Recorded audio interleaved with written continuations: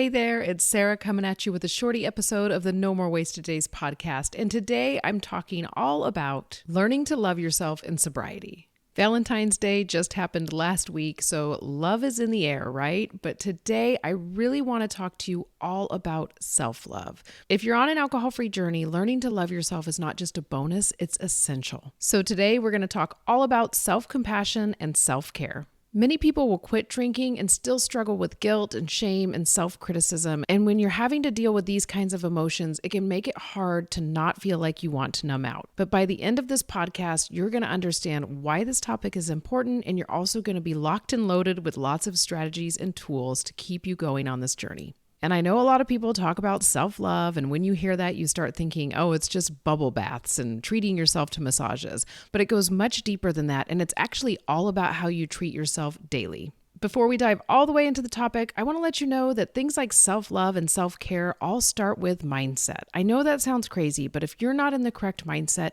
you can't master things like self-care, self-love, and it even makes your alcohol-free journey much harder. So I want to give you my free 10 mantras that I used at the beginning of my alcohol-free journey to help me retrain my mindset to the mindset of a non-drinker. You can head to the link in the show notes right now while you're listening, and by the end of this podcast, you'll have those 10 mantras delivered to your email. All right, now let's get to the topic. So why does self-love feel so hard in sobriety? It's because a lot of us were drinking to escape feelings of unworthiness, or maybe even the guilt and shame we felt over drinking. We were drinking to escape those feelings. I know that's something I was doing. I would often feel so guilty about the amount that I drank, and it was just hard to hide it all the time. And then I was constantly stressed out by it, and the alcohol wasn't helping my stress either. So it was just kind of an endless cycle. And then when I quit drinking, I had to learn how to manage my stress in healthy ways. I had to learn how to start talking to myself in kind ways. And that's what self-care and self-love is really all about. And for a lot of us, drinking hides deeper insecurities. I've talked about it a few times on this podcast, but the farther I dove into my alcohol-free journey, the more I started to realize that I drank as a way to fit in. I've always felt like I'm a person that's on the outside of the popular crowd, even as an adult. That sounds so silly to say, but it's how I felt. So drinking made me feel like, oh, I fit in with everybody. I can blend with any group. And when I quit drinking, I had to then learn that maybe I didn't need to fit in with every single group. And maybe it was okay if I wasn't friends with everybody, but that didn't come easily. That was something I had to teach myself. It was something I had to do with a lot of self-compassion as well. We also tend to battle the inner critic after we quit drinking with thoughts like, why did I drink so long? Why didn't I quit sooner? Or, oh my gosh, I can't believe I did those stupid things when I quit drinking. So learning how to talk to yourself in a kind way and with self-compassion will help you on your alcohol-free journey, because when these kind of thoughts start to pop up, you can speak to it in a kind way, and then you're not going into this whole spiral. All right, let's talk all about how to cultivate self-compassion. It's one thing for me to say, you've got to have self-compassion on this journey, but how do you actually do that? Today, I'm going to give you 3 strategies on cultivating this self-compassion. Number 1 is talk to yourself like a friend. If you catch yourself talking to yourself about things that you've done when you were drinking, or just how you talk to yourself, if you're saying things constantly like, you're so stupid, I can't believe you did that. Oh my gosh, when are you ever going to get your act together? Stop and think, would I talk to my friend like this? And if the answer is no, then stop talking to yourself like that as well. Instead, change those phrases to, you're learning, you're going to get better at this. This is going to get easier over time. I'm so proud of you for acknowledging this mistake. Now let's learn from it and move on. Really change the way you think. This is going to be something that takes practice, but believe me, it does get better over time. Number 2 is rewrite your narrative. Instead of saying things like, I wasted so many years drinking, change it to, I'm brave for choosing this path now. Do you see how powerful the second one sounds? And when you hear that, you're like, oh, okay. I always tell myself I couldn't have gotten where I am today without being who I was in the past. So when I start thinking things like, I can't believe I did that dumb thing when I was drinking, then I just go, it's just a strategy for me now. Now I can remember that part of me and say, I don't want to go back there. And I know more than that person knew. So now I'm working with a different tool bag. When you start rephrasing and rewriting your narrative, you just start to see yourself in a different light. And remember, your story isn't about regret, it's about resilience. And number 3, I want you to start forgiving yourself. Sobriety isn't about punishing yourself for the past. It's about giving yourself the future you deserve. And you can't hate yourself into healing, but you can love yourself into growth. Remember that. You can't hate yourself into healing, but you can love yourself into growth. That is a huge one. So what are some ways that I've worked to forgive myself? You can write a letter to your past self saying, I forgive you for the things that you chose to do. I know you didn't know everything that you know now. There's even that really cool trend going around on Instagram all about, I took my younger self out for coffee. Do that. Do that in your journal. Take your younger self out for coffee and think what questions she or he would want to ask you right now, and then answer those questions for them as your future self. You'll start to see like, oh my gosh, I've grown so much. I can forgive my past self now. I can start moving on. So now you have some strategies on practicing self-compassion. Now let's move on to practical ways you can practice self-care in your sobriety. Like I mentioned in the intro to this episode, self-care is not just bubble baths and treating yourself to massages, but it is those things. So don't be like, oh my gosh, those aren't even self-care. I'm doing it all wrong. No, those things are self-care and you can keep doing them. I totally give you permission, but I don't want you to think that all self-care has to be this lavish thing. Self-care is setting boundaries, prioritizing rest, and treating yourself with respect. True self-care is setting boundaries, prioritizing rest, and treating yourself with respect. So that may look like saying no to things that you don't actually want to do. I know this can feel really hard. A lot of us that used to drink are people pleasers and we're recovering from it, right? But when people ask you to do things, ask yourself, is this a hell yes? And if it's not a hell yes, then it's a hell no. Even if you're kind of like, I feel like I should do this. I feel like I need to do it.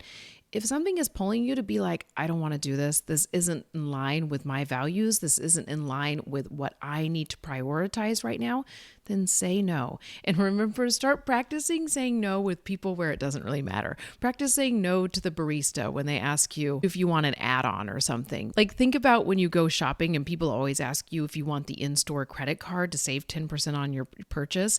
Every time you say no to people when they say that, say it no with confidence. Don't make up an excuse. You just don't want that credit card. That is you practicing saying no. That's you practicing setting boundaries. So think of ways you can practice boundaries in easy ways. And I also want you to go back and listen to our episode on boundaries. I will try to remember to link it in the show notes or at least put the episode number for you so you can find that. And then just think about, are you getting enough sleep? Are you treating your body with kindness by moving it in a healthy way? Are you building your muscles so they take care of you for a long time? Are you taking supplements that will nourish you? Are you eating food that nourishes you? Or are you eating processed food? Really start looking at all the different areas of your life. Are you treating yourself with respect? If the answer is no, then that's an area of self-care that you need to start looking at. Don't feel shameful about it. Don't feel bad about it. Just be like, oh, that's an area that I need to improve on. And it's that same thing. Now you know more. So you're going to just work harder on improving in that area. Just remember that every time you choose to do something where you are taking care of your physical body or your mental health, that is you practicing self-care. So what are some daily self-love practices that you can put into place? First, I want you to start your day with gratitudes and affirmations. Right when you wake up, think of one thing you're grateful for. And it can be as simple as, I am so grateful I'm alive today and I get to put my feet on the floor and start this day. I have the opportunity to write a whole new story for myself today. Saying something like that to yourself in the morning may feel like, well, that's not natural, but it will become natural. And you're starting your day with gratitude. Then after you're a little more awake, have a gratitude journal going. How about for 30 days, you challenge yourself to write down 3 things you're grateful for every single day. I assure you it will get easier, and I assure you, you will start to see more and more things that you're grateful for the more you do this, because you're putting yourself into this mindset of abundance. And when you're in this mindset of abundance, more things start coming your way. If you don't believe me and you're going, oh my gosh, everybody says this, I want you to try it. Do it for 30 days. And the next thing I want you to do for 30 days is start practicing daily affirmations. Now, I talked about my daily mantras at the top of this episode. This is something you can do right here. Daily affirmations and daily mantras are things that I use interchangeably, but when it comes down to it, mantras are actually things you can say to yourself when you really are in a time where you're struggling. That's when those mantras come in. They're usually kind of short and you can repeat them over and over. When I was a runner, I had a few different mantras that I would say when I was like, oh, this is really hard. I would just start repeating over and over, you're a strong mama, you're a strong mama, right? I don't say mama in normal day, but it worked when I was running. It was just something I could repeat over and over. It was my mantra to get me through. I would also tell myself, run the mile you're in, run the mile you're in. It would help me stay focused and not get stressed out about what was coming later in that run. These are the same things you can do with affirmations or with mantras. So mantras are those things you can repeat when you're really stressed out or you're just having a struggle. But affirmations are things that you can write down every single day to start creating new thoughts about yourself. And I will say that my list of 10 mantras that you can download for free from the show notes actually has a mix of mantras and affirmations in there. So if you're kind of stuck on like, well, what should I write down? Go download those 10 free mantras. It will help you so much. Some of my affirmations or mantras when I first quit drinking were, I do not drink. Like I did that every single day without stopping for the first 100 days. And then after that, I think I did it on the weekdays for the first year. It retrained me to start believing I'm not a drinker anymore. I'm alcohol free. It helped me step into that belief in myself. And I didn't believe it the first time I wrote it down, but it helped me so much. Another thing that I would tell myself when I was stressed out and I wanted to drink to numb out was, drinking won't help this. It will only hurt this. When I would say that to myself on repeat, my brain would go, okay. And my brain in the future would remember that and say, oh yeah, that's the real thought now. That's my truth now. Another way for daily self-love practices is to start moving your body in a positive way. Take care of your body by moving it and knowing that, oh my gosh, I'm doing this thing for my body right now, so I can have a body that's healthier later in the future. Movement also gives you a dopamine boost, and it can even give you a little endorphin rush, which are two things that alcohol used to give you in an unhealthy way, but now you can get it in a healthy way. So pick out a workout that you actually like to do. Go on a walk. If you are struggling to figure out what your movement is, go on a walk. Now, I know there are some of you right now who are living through a very, very cold winter, right? I'm recording this in February, and I talk to people who live in different states who are like, it's -7 degrees right now. Maybe that is a little too cold to go outside. But if you're in the 20s or above, I want you to put on a coat and I want you to go outside and go for a walk. It's going to help you so much. If it's raining, carry an umbrella and put on your raincoat. I do that all the time because I live in Western Washington and it rains here a lot. And I still get outside and go on a short walk or even a longer walk daily. The last thing that I want you to start thinking about is that I want you to start treating yourself like somebody who is worth caring for, because you are. When you feel like you aren't, I want you to dig deep and say, I am worth it.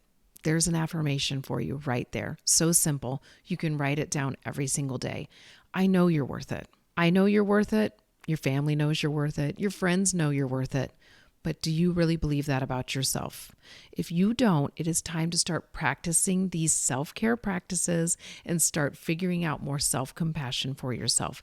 It is in you and it's going to help you so much on your alcohol-free journey. All right, that's what I have for you today in this episode that was all about self-love. I hope that it helps you so much. And I want you to remember, learning to love yourself is a practice. It's not just a switch that will flip overnight. So do all the things that I mentioned in this podcast. And if you're thinking to yourself, well, it's not changing overnight, do the 30-day test for yourself. Practice some of these practices for 30 days and start figuring out, is this making me feel better? Am I starting to talk to myself in a more kind voice? If the answer is yes, then keep going. And remember, self-compassion and self-care are key to living a long-term alcohol-free life. I hope this episode was helpful. And remember, if you didn't get exactly what you wanted for Valentine's Day, now is the time to give yourself what you wanted for Valentine's Day. Give yourself the gift of self-care and self-compassion. All right, if you haven't already, be sure to head to the show notes and download those 10 mantras. And if you enjoyed this episode, give it a rating, write a review, and share it with a friend. All right, I'll be in your ear in the next episode.